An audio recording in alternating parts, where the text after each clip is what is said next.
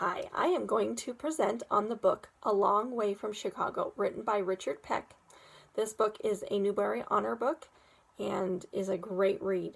It is listed as a DRA level of 50, which is about a 3rd to 5th grade reading level, although I would say the concepts in it and the ideas maybe more like a 5th to 8th grader, but younger kids could still enjoy it. They just might not get as much out of it.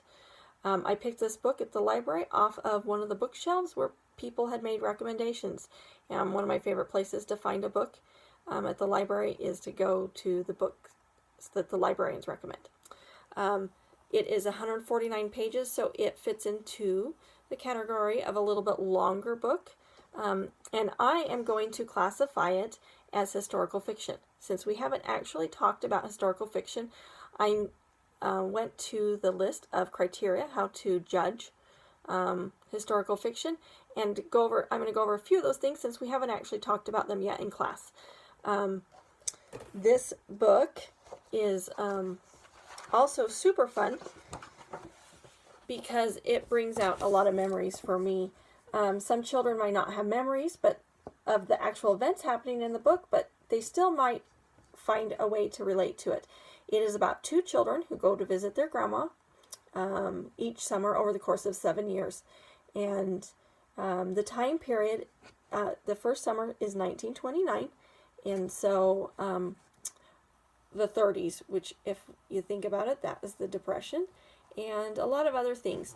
It was a time when there were still old-fashioned things. In this case, no one has a car in this town they go to, not like the Chicago that the kids grow up in. So they get to experience life a little bit differently. And it's kind of fun as it introduces these ideas through the characters' eyes. It introduces children to some of that time period.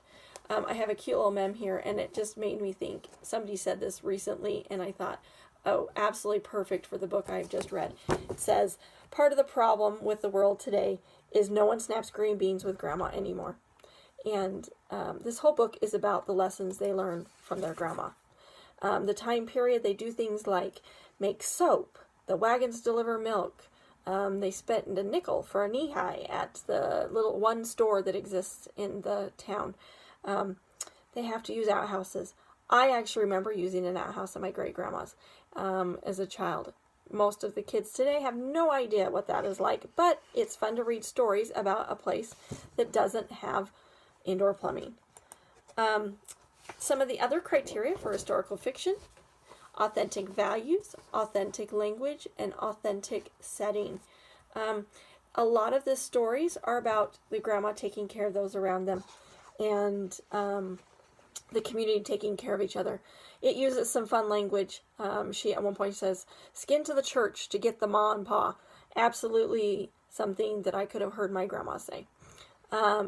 It's got an authentic setting. It's a small town, very different than where they're living from. And it talks about the train tracks. It talks about Depression era. They had signs up for the drifters to keep moving. There's a whole story about drifters. Another part of criteria for historical fiction is integration. Over the course of 7 summers, they have different adventures, and so there's lots of different lessons to be learned throughout the whole book. But with the children's book, I think it's organized very easy to read. The characters change as they get older and as the events change them. They do throw in historical facts, like when John Dillinger is killed. They talk about Shirley Temple. So you know what the time period is, and it's very relatable. Another part of criteria for judging historical fiction is relationship with the setting. The town is very much a part of where they are in the things that happen. If they had been set, if Grandma had come to them in Chicago, it would be very different than their experience in her hometown. Also, for judging criteria, theme and style. The theme is definitely life lessons. And the other thing they learn is that things are not always as they seem. That they had one idea before they ever started visiting Grandma of what she was like, and they learned that that was not really who she was. And although she was different on the outside, they knew what she was really like inside. And I think that is one of the best takeaways from this book, although it is fiction and historical fiction, the life lessons that we can learn.